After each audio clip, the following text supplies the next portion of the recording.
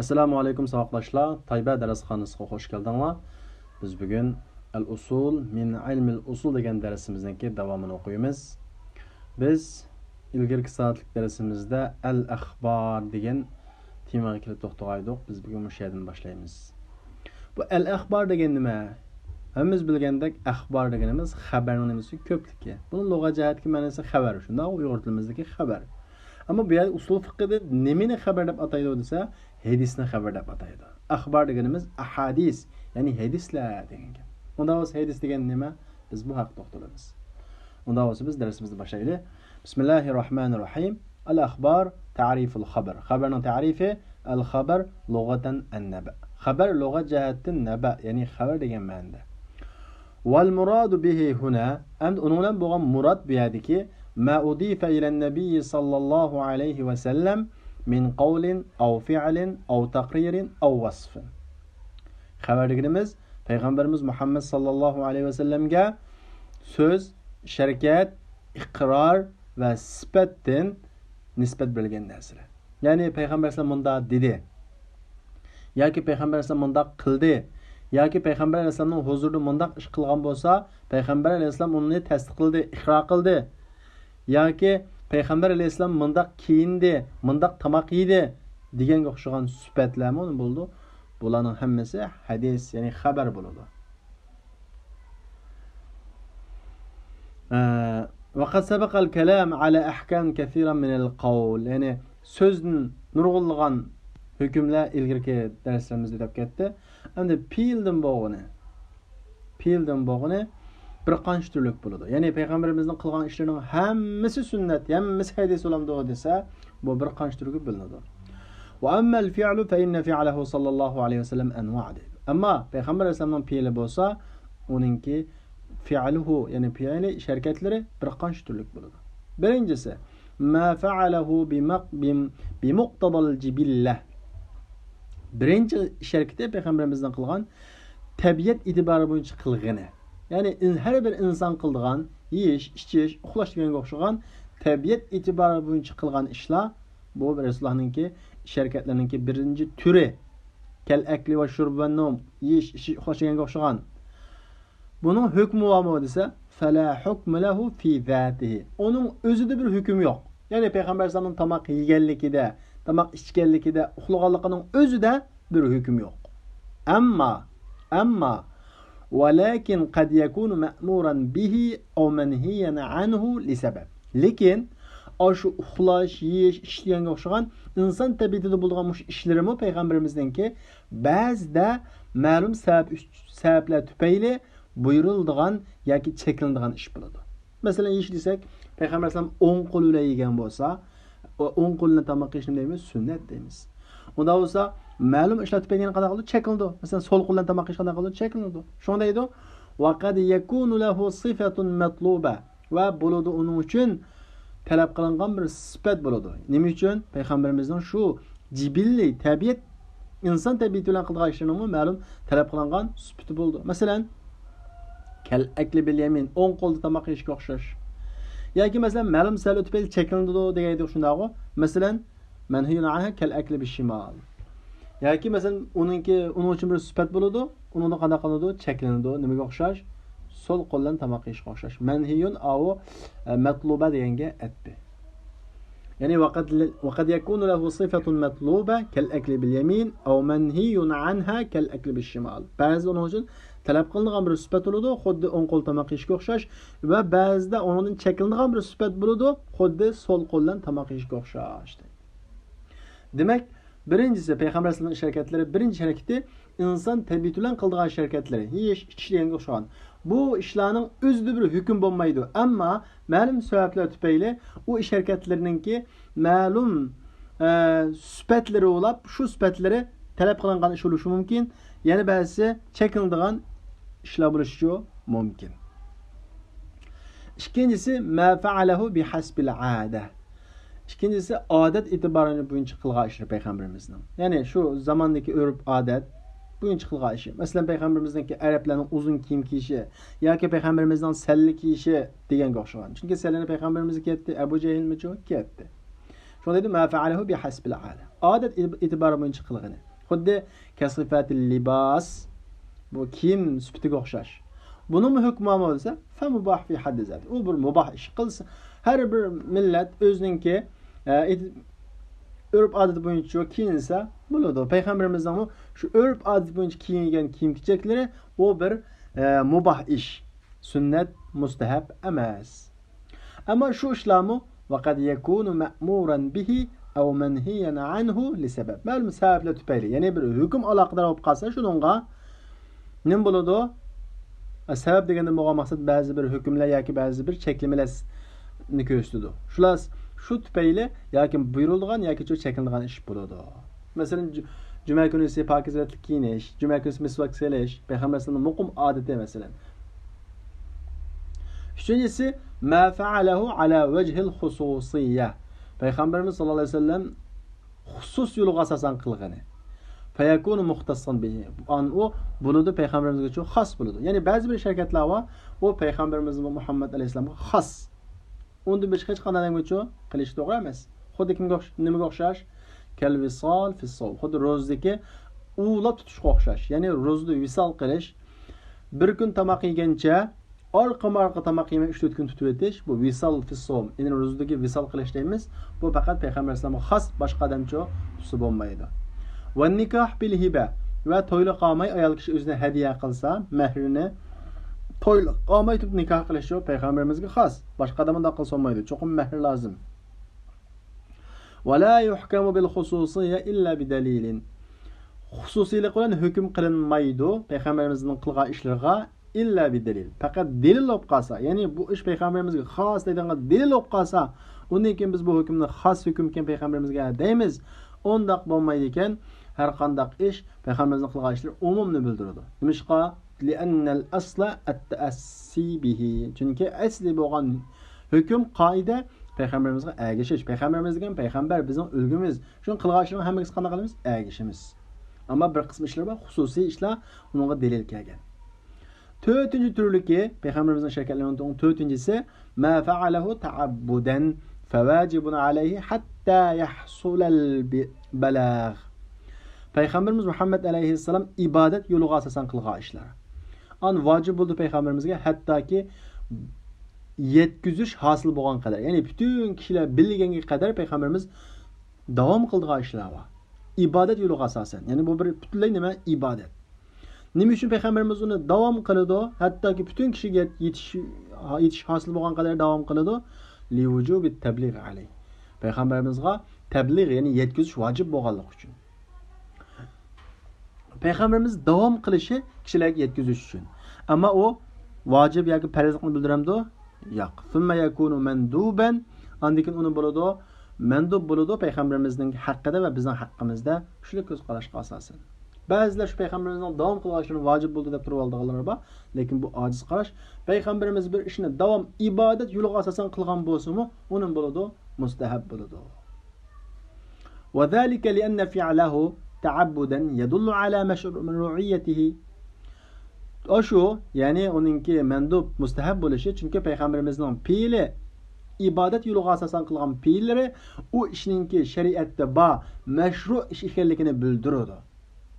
Wal aslu adamul iqob. Asli qoida azoblanmaslik, tashlaganlikqa ala tark. Uni tashlaganlikqa azoblanmaslik. Fayakunu mashru'an, mashru' bo'ladi, la iqoba fi tarki. Uning tashlashidan bo'lmay jazo olmaydi. Mana bu mandubning haqiqati, ya'ni sunnatning haqiqati. Sunnatni nima bo'lmaydi? Tashlasa gunoh olmaydi, ammo savobdan mahrum qoladi. Ammo bir sunnatni bir odam butunlay tashlashi bu bak ig'ir ko'radi. Yoki bir millatdan, bir xalqdan, bir jamoatdan birisini butunlay tashlab ketishi bak ig'ir ahvol. Ammo biz mana usul fiqhda hukmlarniki xarakteri haqida biroqlashqachqa deymiz. Ya'ni payg'ambarimiz davom qilgan ishni bo'ladi, sunnat bo'ladi.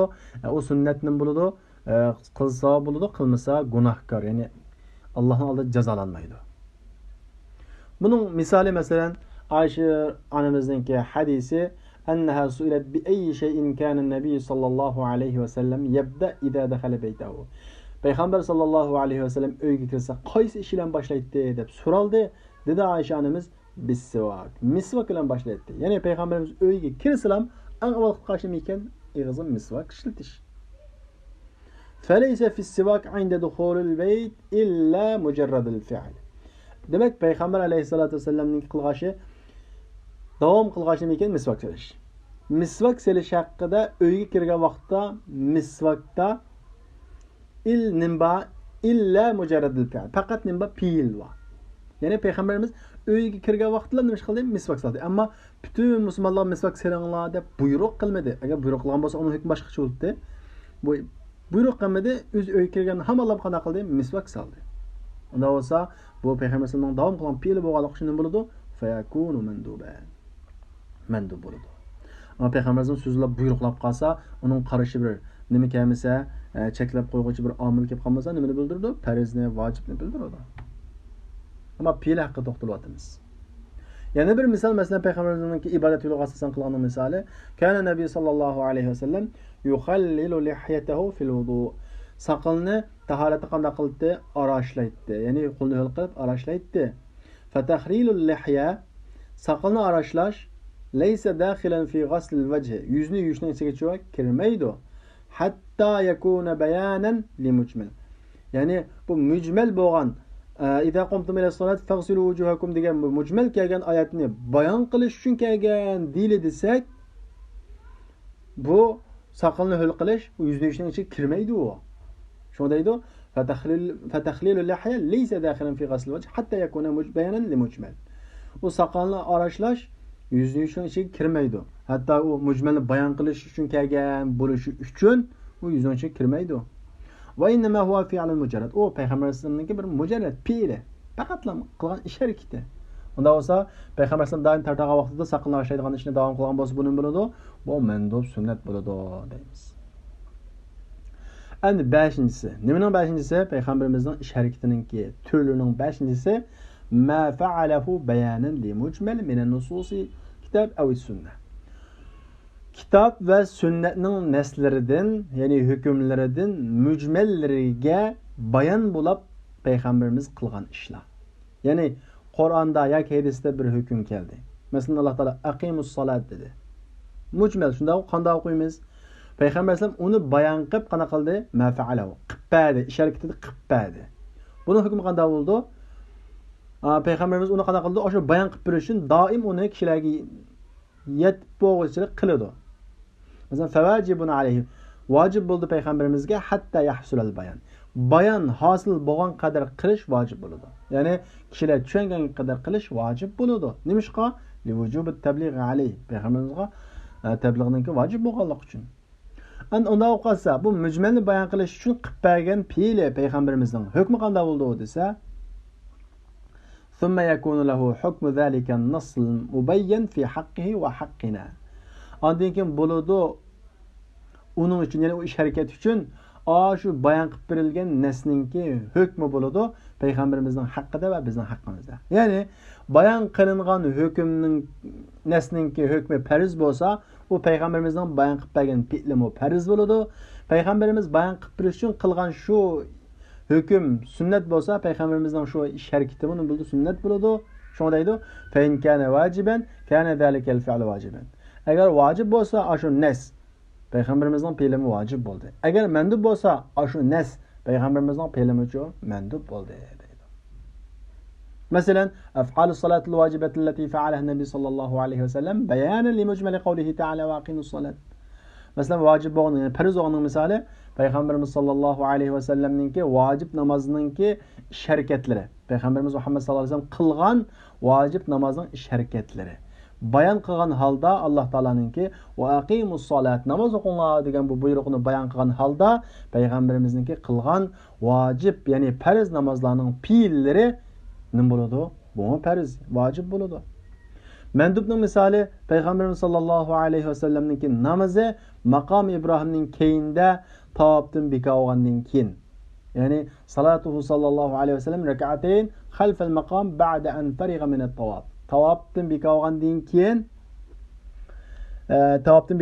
payg'ambarimiz maqom Ibrohimninki Ka'baning tubida qanaqa qildi? 2 rakat namoz o'qigan o'zi degan Alloh taolo degan payg'ambarimiz uni shariklar orqali qanaqa qilgan? Qilgan. Alloh taolo vattakhadu min maqam Ibrohim musalla.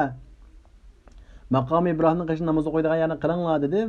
Bu buyruqni Allah Peygamberimiz icra qilib, o'zi fi'lan qana qildi. حيث تقدم صلى الله عليه وسلم إلى مقام إبراهيم وهو يتلو هذه الآية والركعتان خلف المقام سنة.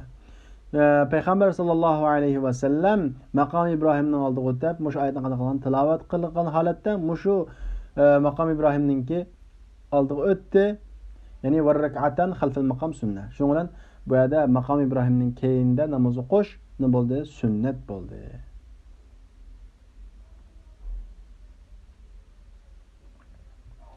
Wa amma taqriruhu amdi Peygamberimizning iqror qilgan ishlari bir narsaga فهو دليل على جوازه على الوجه الذي أقره قولا كان أم فعلا. Am Peygamberimiz bir ishni iqror qilgan bo'lsa, ya'ni huzurida bir odam bir ishni qilgan bo'lsa, uning hech narsa demagan bo'lsa, yoki boshqalarning mundaq qildi deganlikka payg'ambarimizga yetsa, payg'ambarimiz uni inkor qilmagan bo'lsa, bu payg'ambarimizning iqror qilganlik bo'ladi. Payg'ambarimizning bir narsani iqror qilishi u dalildir uningki joizligiga. Alal vajhillazi aqarrahu. Peygamberimiz iqror qilgan, tasdiqlagan yo'lga asosan uni qilishninki joiz ekanligiga bir dalildir. Mayli u so'z bo'lsin yoki ish harakat bo'lsin. Masalan, so'zga iqror qilganning misoli payg'ambarimizningki iqrorihil jari allati sa'alaha ayna Allah. Payg'ambarimiz bir dedektin Allah nada deb so'radi shundaqo. Payg'ambarimizningki Allah nada deb so'rgan savoliga dedekning iqrorul jariya bir dedekninki iqrori ki so'di u jariyadan payg'ambarimiz aynalloh. Allah nada deb so'radi. U jariya nima dedi? Fis sama osmonda dedi. Payg'ambarimiz gap qilmadi. Ya'ni iqror qildi. Xato dedim demadi. Balki u mu'min dedi. Ya'ni iqror qildi. Shundaqo tasdiq qildi. Demak, uningki to'g'ri ekanligini javob bildirdi. Payg'ambarimizning bir fe'l iqror qilganning misoli إقراره صاحب السرية الذي كان يقرأ لأصحابه فيختم بقوله هو الله أحد. Bir cemaat kişilerde ning arasındaki bir adamga bo'lgan iqrori الذي كان o adam bo'lsa o'qiydi o'zininki do'stlari hamrohlariga Qur'on o'qib, masalan namozda Qur'on o'qiydi, ondan keyin qul Allohu ahadni oyog'lashtirdi. Ya'ni har bir namoz o'qisa, sura Fatihani o'qiydi, undan keyin yana bir surani o'qiydi, undan keyin qul Allohu ahadni qo'shib o'qiydi. Har namozda shunday qildi. Bunundan hamrohlari va sahobaninki payg'ambarimizning so'g'a vaqtda payg'ambar alayhisalom faqala nabiy sallallohu alayhi vasallam saluhu li ayyi shay'in kana yasna'u dalik. So'rab baqinglar, nimishqa shunday qildi ekan, nimishqa har namozda sura Fatihadan keyin sura o'qib bo'lgandan keyin yana qul Allohni qo'shib qo'ydigan so'rab baqinglar degan vaqtida ular undan so'di, an dedi u sahaba li'annaha sifatur rahman va ana uhibbu an aqraha. U Rahman ta'alaning sifati, men uni shunday o'qishni yaxshi ko'raman dedi. Payg'ambar sallallohu alayhi vasallam akhbiruhu anna Alloh yuhibbu. Uni xabar beringlar, Alloh taala uni yaxshi ko'radi dedi. Demak, payg'ambarimiz bu sahobaninki har namozda surdan keyin sura Fatihani nimani qul Allohu ahadni o'qishga qanday qildi? Iqror qildi. Yani bir misal masalan Peygamberimiz sallallohu alayhi vasallamniki Habashilarniki masjidlarda kichik bolalarning o'ynab turganligini ko'rib gap qilmadi. Shundaqo Habashlar iqror qilishi masjidda o'ynayotganligini. Min ajli ta'lif ala al-islam. Islomga moyil qilish uchun gap qilmagan. Bu kichik bolalarning o masjidda o'ynayisi bo'lganligini cho namoz o'qiganlarga daxl qilmagan shaklda masjidda o'ynayisi bo'lganligini bildiradi. Endi bir ish payg'ambarimizning davri yuz bersa, o peygamberimizning o ishning xabari bo'lmasa, u iqror kirmamdi desa, fa amma ma waqa'ahu fi ahdihi, amma peygamberimizning davrida yuz bergan bir ish, u bilmadi uni peygamberimiz. Ya'ni peygamberimiz bilmay qolgan, amma peygamberimizning davrida yuz bergan bir ish, fa innahu la yunsabu ilayhi. O peygamberimizga qana qilmaydi, nisbat berilmaydi. Walakinnahu hujjatun li iqrarillahi lahu. Lekin o Allohning uning iqror qilishiga, ya'ni u ish harakatga iqror qilishiga bir hujjat bo'ladi. Nima uchun? Chunki payg'ambarimizning davrida sahobalarga bir xato ish bo'lsa, hatto payg'ambarimiz bilmagan taqdirda Alloh taolo bir oyat tushirib uni qana qildi, cheklaydi. Demak, payg'ambarimizga nisbat berilmaydi, lekin u hujjatun li iqrarillahi lahu. U ish harakatni Allohning iqror qilganligiga bir hujjat bo'ladi. Validalika istidalla sahaba. Shuning uchun dalil qildi sahaba radhiyallohu anhumlar azli qilishning to'g'ri ekanligiga biqrarillahi lahum alayhi. Allohning ularga u ish ustiga iqror qilganlik uchun, tasdiqlaganlik uchun. Ya'ni shuning uchun dalil qildi sahobalar azli qilishning to'g'ri ekanligiga. Azli qilish degan bu shu to'y qilmagan yoki to'y qilib bo'lsin, ayol qish to'q odamlarningki istimna qilishi o'xshash bir ish. Dedi Jabir radhiyallohu anhu, kunna na'zilu wal Qur'an yanzil. Biz Qur'on tushyapti payg'ambarimizga, ya'ni payg'ambarimizning davrida edik, biz azli qildik degan bir hadisi bor. Muslim buni ziyoda qilib dedi Sufyan, Muslimning kitobida, hadis kitobida, "Walau kana shay'an yanha anhu lanahana anhu al-Qur'an." Agar law kana shay'an yunha anhu. Agar uningdan chekinadigan xato bir ish bo'lgan bo'lsa-da, lanahana anhu al-Qur'an. Bizning uningdan Qur'on cheklagan bo'ldi. Ya'ni Qur'on tushdi payg'ambarimizga. ويدل على أن إقرار الله حجة أن الأفعال المنكرة التي كان المنافقون يخوفونها ودلالة قلدو جزما الله ننكي إقراري حجة إكاليكي دلالة قلدو نمي دلالة قلدو يعني الله نن إقرار قلغالقي وشننكي بر حجة بلدغالقي دلالة قلدو نما أن الأفعال المنكرة التي كان المنافقين يخوفونها يبين الله تعالى وينكرها عليهم. Yaman işlarni, münafıqlar qiladigan, yaman işlarni, yaman iş hareketlerini, yani münafıqlar qiladigan ve onun qo'rqadigan yaman işlarni Allah Taala uni qanday qilib bayon qildi va uni ularga inkor qildi. Demak, münafıqlar payg'ambarimiz yo'q yerdan bir yaman ishlardan birini qilsa, uni payg'ambarimizga Allah Taala yetkazib qo'yib turdi. Shuning uchun ular qanday qildi? Qo'rqitdi münafıqlar. Fadalla ala anna ma sakata Allahu an fa huwa jaiz. An bu dalalat qildi jazman Allah Taala sukut qilgan, gap qilmagan, ya'ni oyat tushib to'smagan payg'ambarimizning davrida bu ishlarningki jaiz ekanligiga cho'q dalalat qildi.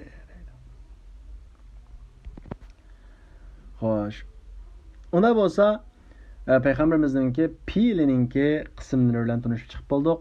Endi xabar, ya'ni hadisning qismlari bilan tanishib chiqamiz. Ya'ni hadisningki nisbat berildigan kishiga itibarı boyunca, yani nispet berilgen kişiye, yani hadisini sözleyen kişi itibarı boyunca hadis işençilik mi, işencisi mi, sahih mi, zayıf mı degen bu türden tanışıp çıkımız. Deydi, aqsamul haber bi'atibari men yudafu ileyhi. Hadis onun nispet berildiğin kişi itibarı boyunca hadisinin kısımları.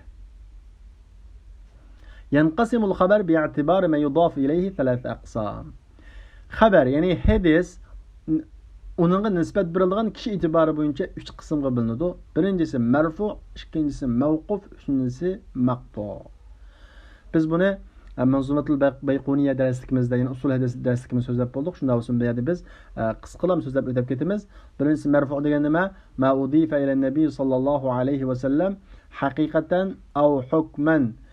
Peygamberimiz Muhammed sallallahu aleyhi ve sellem qanday qilingan haqiqiy ve hükmi cihetde qanday qilingani nisbet berilgini. Mesela hakikaten nispet berilgen, yani hakiki bo'lgan marfu qaysi desa, mesela qavli Nabi sallallahu aleyhi ve sellem ve fi'lihi ve iqrari.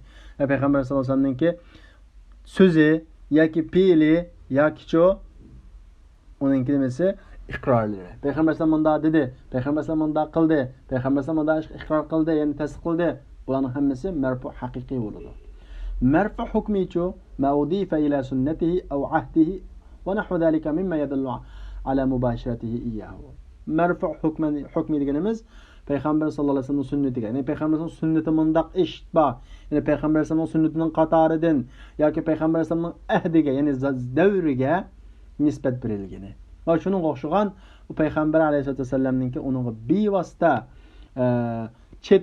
chetilganligini bildiradigan narsalarmi cho marfu hukmi bo'ldi. Masalan, Peygamberimizning sunnatining qatoridandir falan ish. Peygamberimizning davrida mundaq edi degan bo'lsin, bu nima bo'ladi? Marfu bo'ladi. Masalan, hukmining yeni misollarini berdi. Hukmining misollari sahobalarning so'zi, masalan, umirna, nuhina, biz munda ishni to'silgan edik. Biz munda ishni cheklangan edik degan bo'lsa sahobalar. Gerçi bu so'z sahobaning so'zi bo'lsa-mu, bu Peygamber alayhisolamga marfu bo'lgan bir hadis deymiz, hukmiy jihatda. Çünkü tosqini kim? Peygamberimiz. Çekligini kim? Peygamberimiz. Şunun o'xshagan İbn Abbasning so'zi umiran nas an yakuna akhir ahdahum bil bayt illa annahu khuffifa anil haid. Kishilar masalan haj vaqtida buyurildi, kishilar oxirgi vaqtiningki bo'lishi Beytulloh bo'lishi buyurildi. Ya'ni haj vaqtida kishilar ham palini qilib bo'lgandan keyin tavofil vido qilish to'g'risi kelgan bir nima hadis. Buni payg'ambar alayhisalom dedi demasdan buyurildi dedi.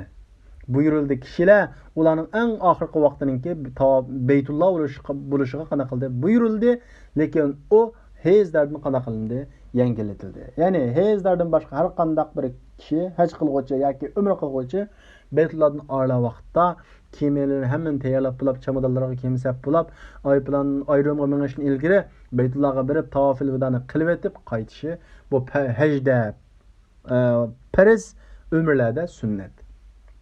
Ammo hejra ayollar qolsa, o saqifog'icha to'xtab bo'lmag'achqa bularning qana qilingan yangilatilgan. Va ummatiyaninki bu sahoba buning so'zini nuhina cheklandiq dedi. Payg'ambarimiz chekildi dedi, cheklandiq dedi. Bu mu marfu hukmi. Nimadan cheklanibdi? Al itba'il janaiz. Jinozaga agishdan qanday qilib cheklandiq. Shu ayollar jinozadan keyindan mangmaydi. Va lam yu'zam alayna. Keskin bir narsa qattiq shaklda to'salmoq, lekin cheklandiq. İkincisi hadisning ikinci qismi mavquf. Mavquf degan nima? Ma'udifa ila sahabi. Va lam yathbut lahu hukm ar-raf'. O sahabalarga nisbat berilgan narsa. Sabit bo'lmadi uning uchun raf'ilik hukmi. Ya'ni payg'ambarimizga yetganlikki sabit olmaqliq, ammo sahabalarga nisbat berilgan. Ya'ni sahabining so'zi. Mavquf degan nima? Sahabininki so'zi. Agar uningga raf'ilik hukmi sabit bo'lgan bo'lsa, u hadislab ketdi. Ya'ni marfu hadislab ketdi. Unda bo'lsa sahabalarga nisbat berilgan narsa, ya'ni sahabalarning so'zi hujjatmi, dalil bo'lalamdi shariatda. Va huwa hujjatun alal qawlir rajih. Bu haqda olimlarning ikki xil ko'z qarashi bor. Birisi hujjat bo'ldi deydi, yana birisi hujjat bo'lanmaydi deydi. Yana bir bo'lak olimlar shu sahabalarning ichidagi olimlarning so'zi hujjat bo'ladi, undan boshqasi hujjat bo'lanmaydi deydi. Va huwa hujjatun alal qawlir rajih. U kuchli ko'z qarashga asosan hujjat, ya'ni sahabalarning so'zi uchun hujjat. İlla şart. Birincisi ayyuhalifa nassan aw qawla sahabi. Lekin bir neske qarşı kelib qolsa sahabining so'zi, ya'ni payg'ambarimizning hadisiga ya Qur'onning hukmiga qarshi kelib qolsa yoki qawli sahabiy axir. Yana bir sahabining so'ziga qarshi kelib qolsa bu vaqtda hujjat bo'lmaydi. Demak, ikki shartni qo'ydi shunday-ku. Sahabining so'zi hujjatmi desa, ikki shart bilan hujjat. Birincisi boshqa bir hukm, boshqa nasga qarshi kelib qolmaslik, ikkinchisi yana bir sahabiga so'ziga qarshi kelib qolmaslik. Agar nasga qarshi kelib qolsa, uqida bin nas. Nas elinadi. Ya'ni nas deganimiz Qur'on yoki hadis elinadi. Va in qahalafa qawli sahabi axir. Agar yana bir sahabining so'ziga qarshi kelib qolsa, uqida bir rajih minhuma. O ikki sahabining qaysi kuchli bo'lsa, shusi elinadi. Kuchli deganlikdan qaysi olim bo'lsa yoki qaysi Rasulullohga yaqin bo'lsa, shuning so'zi elinadi. Xo'sh, sahabi degan kim? As-sahabi man ijtama'a bin nabiyyi mu'minan bihi wa mata ala zalik. O payg'ambarimiz sollallohu alayhi vasallam bilan bir yerga kelgan mu'min holatda va mu'min holatda o'lib ketgan kishining bo'ladi, sahabi bo'ladi. Hadisning 3-turi maqtu. Maqtu degan nima? Ma'udifa ila tabi'i famin ba'dihi. Maqtu deganimiz tabi'in va tabi'illarga nisbat berilgan so'zlar maqtu bo'ladi. Maqtu. At-tabi degan kim unda bo'lsa desa, man ijtama'a bis-sahabi mu'minan bir-rasul sallallohu alayhi vasallam ta'ala dedik. O sahabalar bilan bir yerga kelgan mu'min holatda, payg'ambarimizga ishongan mu'min holatda va shunda holatda o'lgan kishining bo'ldi tabi bo'ladi. Maqtu, ya'ni sahabalarning so'zi, tabi'inlarning so'zlari hujjatmi? Hujjat emas. Aqsamul xabar bi'atibari turuqihi. Amdi hadis yo'l itibori bo'yicha, ya'ni rivoyat qilinish yo'l itibori bo'yicha bir qancha qismga bo'linadi. Biz buni manzumatul bayquniyada so'zlab bo'lgan. Shunda olsin bu yerda tezroq o'tib ketamiz. Yanqasimul xabar bi'atibari turuqihi ila mutawatir va ahad. Xabar, ya'ni hadis yo'l itibori bo'yicha, ya'ni rivoyat qilinish, naql qilinish yo'l itibori bo'yicha cho'ng jihatdan ikki turga bo'linadi. Birinchisi mutawatir, ikkinchisi ahad. Mutawatir degan nima? Mutawatir deganimiz ma rawahu jama'atun kathirun. Nurg'un bir to'p jamoat rivoyat qilgan hadislar. Ya'ni payg'ambarimizdan bir emas, 2 emas, 3 emas, 4 emas, 5 emas, 40, 50 odam qanaqa qilgan bo'lsa, sahobalar rivoyat qilgan bo'lsa, buni bo'lib mutawatir bo'ldi. Ya'ni butun jamoat o'tirisida mashhur bo'lgan payg'ambarimizning davrida bunday hadislar mutawatir bo'ladi. Buning kuchlilik darajasi Qur'on bilan o'xshash. Bu ko'p jamoat rivoyat qilgan bo'lishi deganning o'lchami qaysi desa, yastahilu fil ada ay yatawatta'u alal kizb. Ya'ni yolg'onga birlik kelishi odatda muhol sanaladigan darajada. Masalan, 20-30 sahoba bir hadisni rivoyat qilgan bo'lsa, bu odamlarningki birisi Madinada yoki birisi Makkada, birisi yoshda cho'ng, birisi kichik, xilma-xil odamlar bir yerda yashamaydigan, bundaq odamlar payg'ambarimizning biri hadisni rivoyat qilgan bo'lsa, bularning birisi bilan kurashib, yolg'onga birlik kelib olishi aql qana qildi, muhol sanaydi. Mushundaq darajada ko'p sahobalar rivoyat qilgan hadis. Bu sahobalardan shundoq yana ko'p kishilar, ulardan yana ko'p kishilar, hamma sanatninki hamma tabiqasida ko'p kishilar rivoyat qilgan bo'lsa, buning bo'ldi mutawatir bo'ladi. Va asnaduhu ila shay'in mahsus. Va uni mahsus bo'lgan bir narsaga qanday qilsa qilgan yuyilgan deydi. Ya'ni yastahilu fil ada ayatawata'u ala al-kizb va asnaduhu ila shay'in mahsus. Va uni mahsus bir narsa qanday qilgan yuyilgan deydi. Ya'ni mahsus bo'lgan narsa, ya'ni ko'rdik yoki angladik. Mahsus deydi. Havas ada deymiz. Ko'z, quloq, shundaqo. Ko'z, quloq deganga o'xshagan. Masalan, uni mahsus bo'lgan narsa yuyilgan degan gap. Masalan, shu ko'p kishilar payg'ambarimizning mundaq deganligini angladik degan bo'lsa, ya payg'ambar alayhisalom mundaq deganligini, mundaq qilganligini ko'rdik degan bo'lsa, buning bo'ldi mutawatir bo'ladi. Uning misoli payg'ambar sallallohu alayhi vasallamningki man kadiba alayya mutaammidan falyatabawa maq'adahu minan nar. Qanday bir odamning yolg'onini to'qisa, u do'zaxdan bir kichik o'rni hozirlab qo'ysin degan bu hadis mutawatir hadis. Ahad desa mutawatirdan boshqa hamma hadislarning bo'ladi, ahad bo'ladi. O mertebe cihetten 3 aqsam, 3 qism bo'ladi. Birincisi sahih, ikincisi hasan, üçüncüsü daif. Sahih degan nima? Biz buni so'zlab bo'lgan. Ma naqalahu adlun tamud dabt bi sanadin muttasil va khala min ash-shuzuz va al-illatul qadiha. Uni sahih deganimiz o bir adli, ya'ni salih odam qana qilgan, naql qilgan, tamud dabt, yodlash quvvati kuchlik, astish qobiliyati kuchlik odam ve muttasıl senet ulen, yani Peygamberimizin bir sahabe anlagan, sahabenin tabiini anlagan, tabiinin tabiini anlagan, ta ki şu hadis yazılışı bo'lgan alaqda hiç qandaq bir adam qandaq qilmagan, tushib qolmagan. Ma üçüncüsü, dördüncüsü şazlıqdan nima? Xali. Beşincisi şu illettin şu xali.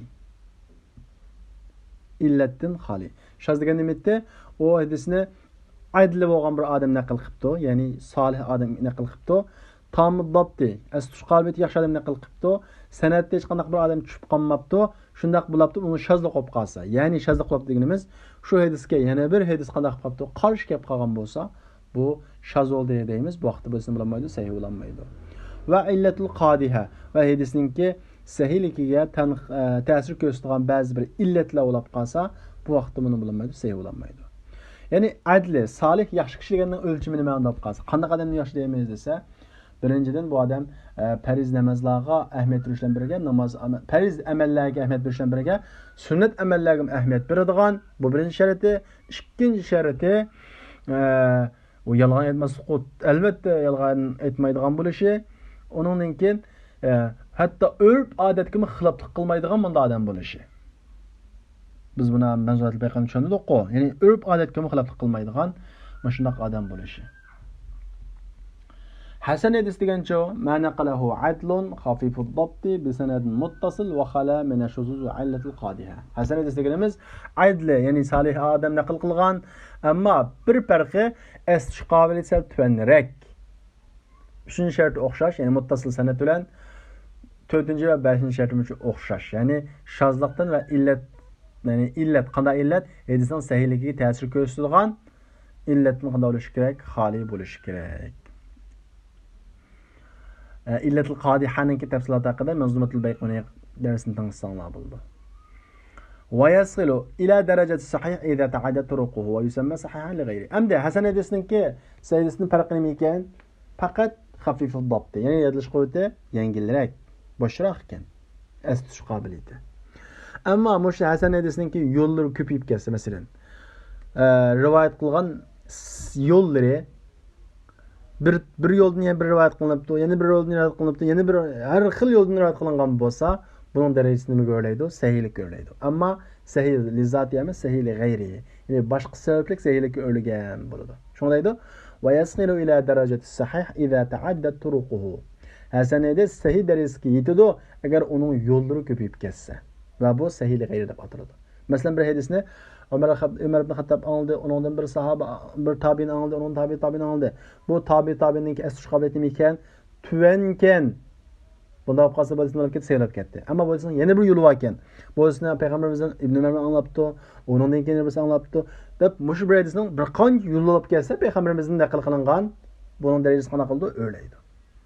And üçüncüsü hadisninki zaif hadis. Zaif degan nima desa, yuqorqi sahih va hasanning shartlaridan bir shart yo'qolib ketsa, bunun bo'ladi zaif bo'lib ketadi.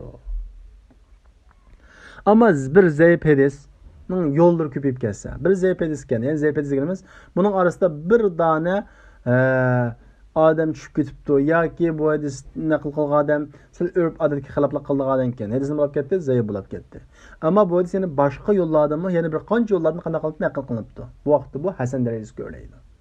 Shunday deydi, yetadi zaif hadis hasan darajasiga yetadi agar uning yo'llari ko'p bo'lsa. Ala vajhin yajbiru ba'daha ala ba'd.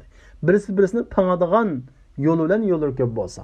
Bir-birisini tanadigan, ya'ni tanadigan nega desa, masalan, bir hadisni payg'ambarimizdan bir sahaba aldı, onundan yana bir tabi'in aldı, onundan yana tabi'in aldı, onundan yana bir odam aldı. Mushu tabi'inlikdan keyingi odam nima ekan? Adl emas ekan, ya'ni solih odam emas ekan. Ya'ni bu odam urf odat xilaf qilib qo'ygan, mushunda odam ekan deyiladi. Ammo bu zaif hadisniki yana bir yo'li bor ekan. Bu hadisni bir sahaba anglabdi, sahabadan tabi'in anglabdi, tabi'indan tabi'in anglabdi. Ammo ma'nodagi tabi'inninki yodlash nimasi ekan? Yodlash quvvati bak tuvan ekan. Demak, ma'noda bir shart qanday qildi? Tabi'inda yo'qoldi. Yana bir yo'lda nada? Tabi'inin keyingi yo'lda, keyingi yerimdan chataq chiqdi. Demak, chataq chiqqan taraflari birisining boshida, birisining o'rtada, birisining oxirida. Unda birisini qanday qildigan? Yamaydigan. Hammasini yig'ib akalsak, Hasanning shartlarining hammasi to'liqnib qoldigan. Birisini yamaydigan shaklda bo'lib qolsa, bu vaqtda bu hasan li g'ayriga o'rlaydi. Va kull hadhihi al-aqsam, endi bu qismlarning hammasi hujjat qilinadi, dalil qilinadi hukmda desa, bu qismlarning hammasi zaifdan boshqasini hammasi hujjat. Zaif hujjatmi? Zaif hujjat emas. Hujjat emas, nima hujjat emas? Halol haromda. Bir narsani halol qilishda, bir narsani halol qilishda hujjat emas. Dalil qilib ko'rsatgili bo'lmaydi. Lekin la ba'sa bi zikrihi fi shawahid. Uni ba'zi bir dalillarda buni o'xshashadi. Ya'ni fazilat babida, ibodatning fazilatlari babida so'zlasakchi bo'ladi. Zaif hadisnimi qo'lni vagili bo'ldi. Fazilatda, targ'ibatda, jannatninki qiziqtirish, do'zaxdan qo'rqitish haqida kelgan zaif hadislar bo'lsa, undan boshqa masalan nimalarda, qissalarda, payg'ambarlarning qissalarida masalan, bunda olib qolsa, bunda so'zlasa bo'ladi. Oxirida mau hadisninki itish qurilmalari bor. Ya'ni hadis qanday shaklda yetgan, sigat ada, ya'ni hadisni ado qilish, ya'ni birisini qanday qilish, yetkizish qurilmalari. Hadis tahammulun va ada, hadisninki yutkash, tahammul va ado qilish yo'llari bor. Ya'ni tahammul va ada. Tahammul degan nima desa, akhdul hadis anil g'ayri, ya'ni boshqalarning hadisini qanday qilish? Elish. Ya'ni hadis o'g'inish. Al-ada'u iblag'ul hadis ilal g'ayri, ya'ni boshqalarga hadisni yetkizish. Birisi boshqalarning hadisini elish, yana birisi boshqalarga hadisni qanday qilish? Yetkizish. Endi hadis yetkizishning bir qancha qurilmalari bor. Birinchisi haddathani. Hadis so'zlab berdi menga deb keldi. Masalan, hadis kitoblar qarasanglar, haddathani deb keladi. Qanday deb haddathani deydi? Liman qara alayhi shayx. Uningga shayx o'qib bergan bo'lsa, ya'ni shayx ustozdan birisi uningga hadisni deb bergan bo'lsa, u shayxni qanday rivoyat qildi hadisni haddathani fulan deb rivoyat qiladi. İkincisi akhbarani ma'qul qurum bilan keladi. Qanday odam shunday akhbarani deb naql qildi desini? Liman qara alayhi shaykh aw qara huwa alayhi shaykh. Ash-shaykh uning o'qib ma akhbarani deydi. Yoki shaykh o'qib bo'lsa, ya'ni bir hadisni anglab, uni qanday qilish uchun, bekitish uchun shaykhiga bir qatim ustoziga deb uni tasdiqlatgan bo'lsa, bu akhbarani bo'ladi. Shunisi akhbarani ijozatan deb naql qiladi. Yoki av ijazali deb naql qildi. Qanday odam shunday naql qildi? Liman rawa bil ijaza dunal qiro'a. Ya'ni ijozat bilan naql qilgan kishiga kishi shunday akhbarani deydi. Ya'ni bir hadisni bir odam naql qildi bir odamdan. Undan bir odam naql qildi. Shunday payg'ambar sollallohu alayhi vasallam tutashgan bo'lsa, bu hadis shunday bir sizga mesela sizga payg'ambarimiz tutashda bir ijoz bilan, bir xat bilan bu zanjirsimon shaklda yozib kelgan bo'lsa, ya'ni o'qib bermay qanda ijoz bilan yezilgan holatda shunday kelgan bo'lsa, buni bo'ladi akhbarani ijozatan bo'ladi. Ijoz degan nima? İznuhu litilmiz ayyurvi anhu ma rawahu. İcaza o'qituvchininki, ya'ni shayxninki o'quvchiga uningdan rivoyat qilgan narsani rivoyat qilishga bergan ruxsati. Ya'ni uningdan o rivoyat qilgan narsani rivoyat qilishga bergan ruxsati. Ya'ni ustozning anglagan narsani rivoyat qilsang bo'ladi deb bergan ijozati. Ijozati. Va illam yakun bi tariqil qiro'a. Gerçi o qiroat yo'liga asosan, ya'ni ustoz uni o'qib bermagan bo'lsa-mu, bir kitobni berib yoki bir yozilgan hadis yozilgan varaqni berib, "Mani sen boshqalarga deb bersang bo'ldi" deb qilgan bo'lsa, bu bunun bo'ladi, akhbarani ijozatan bo'ladi. To'rtinchisi an'ana. An'ana orqali naql qilinadi desizlar. Masalan, an ibn Abbas, an al-Hurayra deb hamma hadisning sanatlari an bilan. Bu rivoyatli hadis bilan an deydi. Ya'ni bu hadisni an lafzi bilan rivoyat qilish.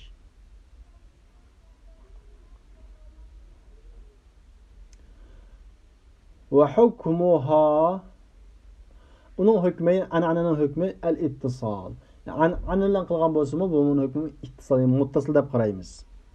Muttasıl hadis bu sanad üzük emas deb qaraymiz.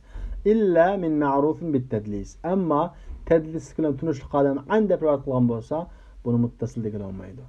Fala yuhkamu biha bil-ittisal. Unga ittisaldan hukm qilinmaydi. İlla yusarraha bit-tahdith.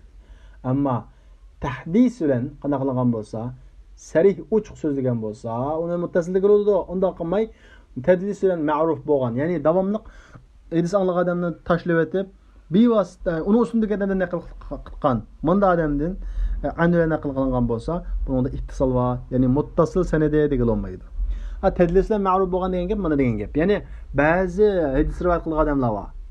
O adam hadisni anglagan odamdan deb nima qilmay, bu adam anglagan odamdan ustundagi odamni biladi.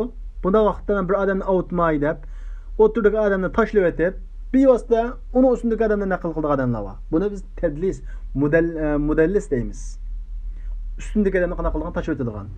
Buning tashlashning har xil shakli bo'ldi. Ba'zilar o'zidan tantish odam bilan hadis o'rganib qolgan bo'lib qolmay deb cho'nchilik qilib tashlab etadiganlar bor. Ba'zilar hadis anglagan odamdan uni ustundagi odam texmi olim bo'lib qolsa, texmi ishonchli bo'lib qolsa, ustundagi odamni tashlab etib, men naql qilgan hadis texmi ishonchli bo'lsin deb, orliqdagi odamni tashlab etib, bevosita ustundagidan an deb naql qilib qo'ygan ahvol bor. Bunday odamni biz mudallis deymiz. Mushundaq mudallis odamdan an deb naql qilingan bo'lsa, buni bir mas'ul va deb qaraymiz. Mana muttasil emas deymiz. هذا هو للبحث في الحديث ورواته أنواع كثيرة في العلم المصطلح وفيما أشرنا إليه كفاية إن شاء الله. Bu tadqiqotninki hadisdagi va hadisning raviylari to'g'risidagi nurg'ulg'an turlari va mustalah ilmida biz yuqori ishora qilganimiz mush usul fiqhga nisbatan yetarli deb qaraymiz deydi. Unda saqlashlar bizning bugungi darsimiz mush yerda oxirlashdi. Kelarki soatlik darsimizni ko'rishaylik. Assalomu alaykum.